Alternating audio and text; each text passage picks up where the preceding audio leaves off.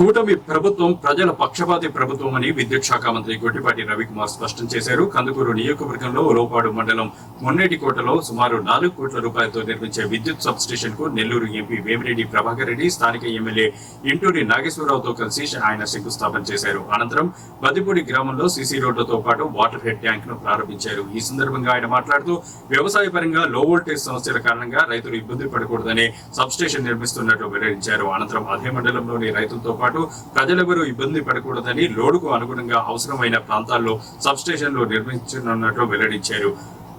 PM Surya Ghar పథకంతో ప్రతి ఒక్కరూ తమ ఇంటిపైన సోలార్ ప్యానెళ్లు ఏర్పాటు చేసుకుని విద్యుత్ ఉత్పత్తి చేయవచ్చునని మంత్రి తెలిపారు. సూర్యఘర్ పథకం ద్వారా ఎస్సీ, ఎస్టీలకు ఉచితంగా, బీసీలకు రాయితీ అందుతుందని చెప్పారు. కేవలం సంక్షేమ పెన్షన్ల కోసమే సుమారు 30,000 కోట్లు ఖర్చు చేస్తున్నామని, 2,000 ఉన్న పెన్షన్ను 3,000 చేయడానికి వైసీపీ ప్రభుత్వానికి 5 ఏళ్లు పట్టిందని ఆయన ఎద్దేవా చేశారు. 3,000 పెన్షన్ను 4,000కు పెంచడమే కాకుండా 4,000 ఉన్న పెన్షన్లను 6,000 రూపాయలు చేశామన్నారు. దివ్యాంగుల పెన్షన్ను 25 లక్షల మందికి అందిస్తున్నట్లు ఆయన వెల్లడించారు. గత 5 ఏళ్లలో రోడ్ల మరమ్మతులకు ₹1 కూడా ఖర్చు చేయలేదని వైసీపీ ప్రభుత్వాన్ని దుయ్యబట్టిన ఆయన కూటమి ప్రభుత్వం అధికారంలోకి రాగానే 800 కోట్లతో రహదారుల మరమ్మతులు చేయడమే కాకుండా ₹600 కోట్లతో తారు రోడ్లు బాగు చేశామని తెలిపారు. అన్నా క్యాంటీన్లను మరలా ప్రారంభించామన్నారు. ఈ సందర్భంగా లోపాడు మండలం బద్దిపూడి గ్రామానికి చెందిన రాఘవరెడ్డి ఆధ్వర్యంలో గ్రామానికి చెందిన సుమారు 500 కుటుంబాలు మంత్రి గొట్టిపాటి సమక్షంలో తెలుగుదేశం పార్టీలో చేరాయి. ఈ సందర్భంగా వారికి పార్టీలోకి స్వాగతం పలుకుతూ కూటమి ప్రభుత్వంతోనే రాష్ట్ర అభివృద్ధి సాధ్యమవుతుందని, ఆ విశ్వాసంతోనే తెలుగుదేశం పార్టీలో పెద్ద ఎత్తున ప్రజలు చేరుతున్నారని పేర్కొన్నారు. ఈ కార్యక్రమంలో స్థానిక కూటమి నేతలతో పాటు పలువురు పాల్గొన్నారు.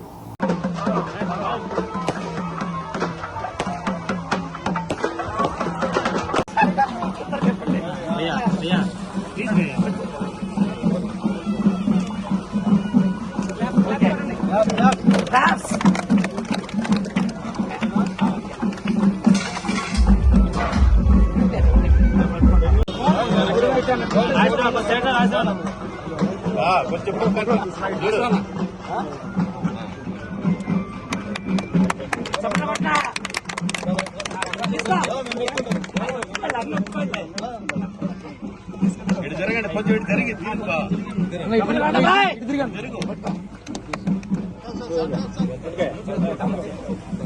మహేంద్ర కొద్దిగా అందరూ వెనక్కి జరిగితే గ్రూప్ ఫోటో బాగుంది. కొంచెం జరగండి, మీరు జరగండి కొంచెం.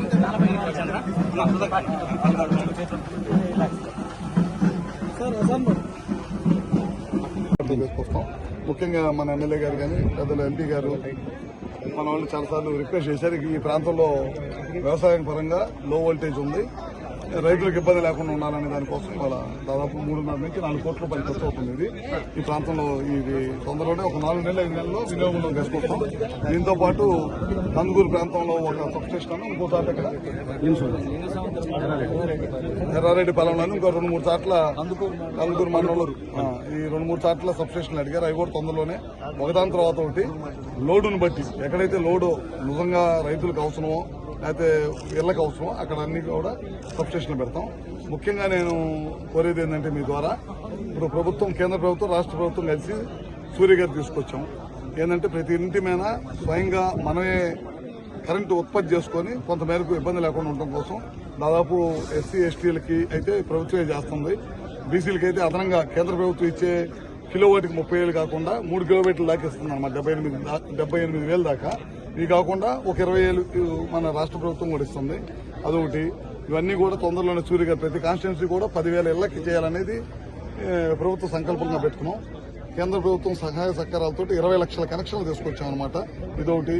అదే కాకుండా ఎక్కడైతే సబ్స్టేషన్ ఉంటుందో ఆ ప్రాంతంలోనే కుసుమ్ ద్వారా మళ్ళీ సోలార్ కరెంటు ఉత్పత్తి చేసి రైతులకి కరెంటు ఇవ్వడం కోసం అది కూడా ఒక కేంద్ర ప్రభుత్వం, రాష్ట్ర ప్రభుత్వం సహాయ సహకారాలతో ఈ కార్యక్రమం చేస్తాం. ఈ 2 చేసి ప్రజలకి అదేవిధంగా రైతులకి ఎక్కడ కూడా కరెంటు సమస్యలు లేకుండా ఉండటం కోసం ఈ కార్యక్రమాలు చేస్తాం. దాంట్లో భాగంగానే వాళ్ళ మంచి సబ్స్టేషన్ బడ్జెట్ కాకుండా సౌత్ ఇండియాకి ఇచ్చే బడ్జెట్ కావాలని చెప్పి రాజకీయ పరంగా ఏదో ఒకటి మాట్లాడాలనేది నేను అయితే మాట్లాడను. ఇప్పుడు ప్రభుత్వం వచ్చి 10 మాసాలు అయింది. మీ అందరికీ తెలియదు కాదు, దేశంలో ఎక్కడ ఏమైనా పెన్షన్ మనం ఇస్తున్నాం. మన రాష్ట్ర ప్రభుత్వం, కూటమి ప్రభుత్వం చంద్రబాబు గారి నాయకత్వంలో ఇవాళ పెన్షన్ ఇస్తున్నాం. మీకు తెలియదు కాదు కదా, 2,000 నుంచి 3,000 చేయడానికి పెన్షన్ వాళ్ళకి 5 సంవత్సరాలు పట్టింది. మనం ఒక్క సంతకంతో 3,000 నుంచి 4,000 చేశాం. 4,000 పెన్షన్ 6,000 చేశాం. 25 లక్షల పెన్షన్ పైన 10,000 రూపాయల పెన్షన్ ఇస్తున్నాం.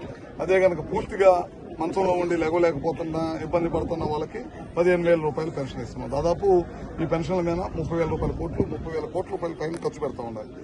మీరు చూసి ఉంటారు, రోడ్ల మీద రూపాయి ఖర్చు పెట్టలే గడిచిన ప్రభుత్వం. వచ్చిన తర్వాత 800 కోట్లు ఒకసారి ఇచ్చారు, 600 కోట్లు ఇచ్చారు.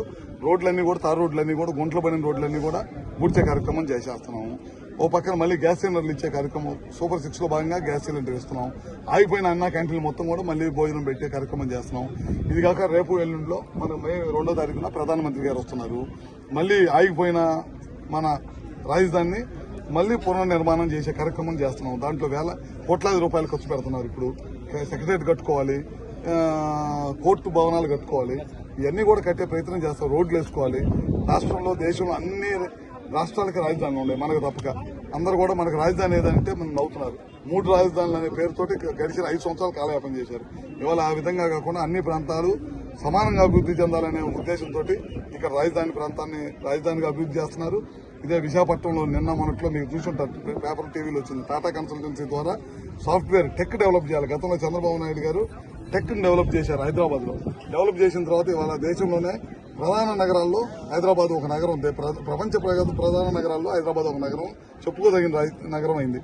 ఇవాళ మనం అదేవిధంగా విశాఖపట్నానికి భూములు ఇచ్చి అందరినీ కూడా సాఫ్ట్వేర్ కంపెనీలు అన్నింటినీ కూడా తీసుకొచ్చి మన ప్రాంతంలో చదువుకున్న పిల్లలందరూ కూడా ఉద్యోగ అవకాశాలు కలిగించాలనే దానికోసం అది ఫైనాన్షియల్ సిటీగా డెవలప్ చేయాలనేది, క్యాపిటల్ గా డెవలప్ చేయాలనేది ముఖ్యమంత్రి గారు. అది కాకుండా రాయలసీమ ప్రాంతం మీరు చూస్తున్నారు.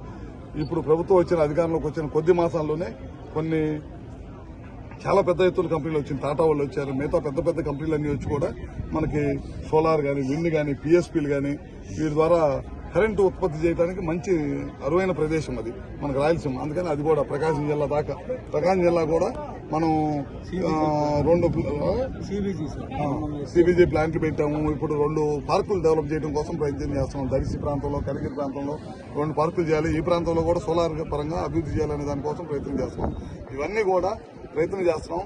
ఇవన్నీ కూడా తప్పకుండా 1-2 నెలల్లోనే అన్నింటి చాట 2-3 నెలల్లో మొత్తం గ్రౌండ్ అవుతాయి. అన్ని కూడా ప్రజలకు అందుబాటులో తీసుకుంటాం.